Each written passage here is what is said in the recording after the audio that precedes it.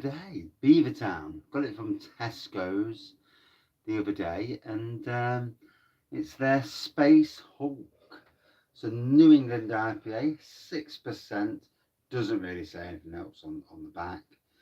And we come in peace, pints and cans. So obviously, Beavertown, from what I've worked out, obviously, I've been told, obviously, were bought out by Heineken of all people. Heineken, big multi-national company who own the rights to Foster's, Strongbow, and a lot of other big brands. Beavertown has come back into prominence in supermarkets, primarily Tesco's at the moment, but they are seemingly getting a hold around all supermarkets. Why is this? Cost of living crisis. Now, supermarkets now are going to struggle because only the companies that can produce on a mega scale can afford to sell their craft beers in supermarkets. Hence why Brewdog, Beavertown are certainly at the top end of that list now. So, orangey pour, like a light orange pour, big and hazy, centimetre and a bit of head. Just come down here from the house. So in the house, the aircon's been on. It's a nice 19 degrees. Come down here and it's 30 bleeding 1 degrees.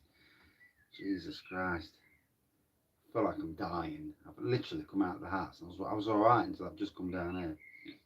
What's going to happen? I'm going back up to the house. I'm going to sit down on the settee and I'm doing note.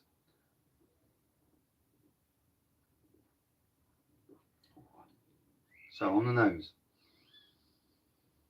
It's a very subtle nose, very subtle tropical nose. I do find this with Beavertown. The nose is seemingly subtle. Thought it was a thing with age, but this is a brand new beer in Tesco's.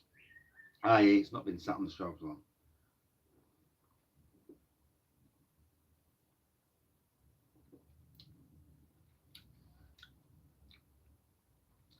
Is it going to be the thing now where in supermarkets where we're going to see beers that are with less hops because hops cost money? So is that going to be the case with the beer releases coming out? It's going to be interesting to see where it all goes, really. Um, yeah, yeah, okay, cheers up.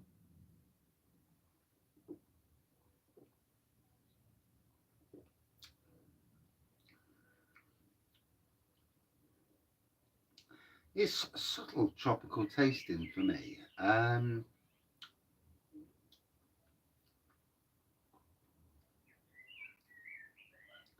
thought I got a bit of coconut then, to be fair. Coconut, mango, pineapple.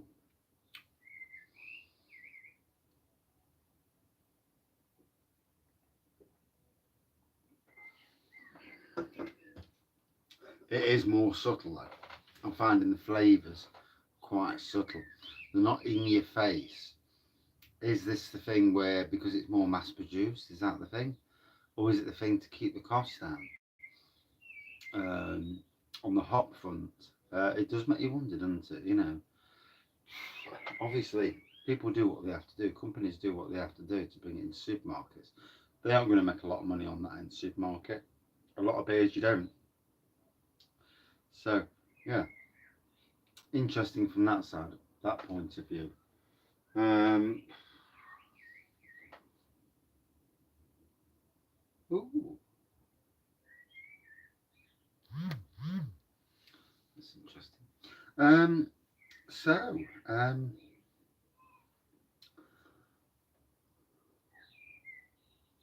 oh, what it is though, it's straight from the fridge, and it's a bloody hot day, and it's hitting the spot nicely. Let me tell you now, on a day like today, cold is king.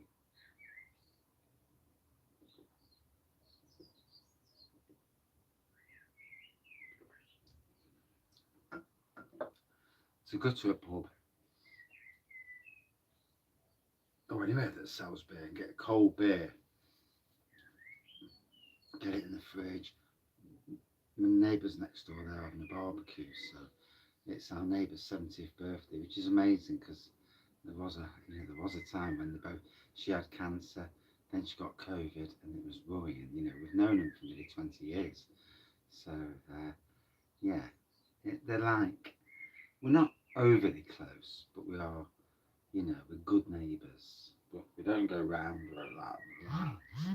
And I could take over their garden quite easily and make it into something quite nice. But obviously, the bloke does his garden. He's 70, nearly 70 as well, and he's as fit as a fiddle. You wouldn't know he was 70. So yeah, it's good to see. In all the darkness of the last two years or so, that the light that's there is good.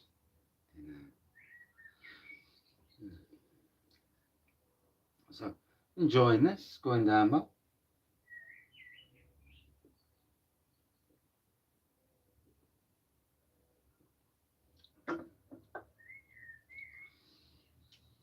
Oh,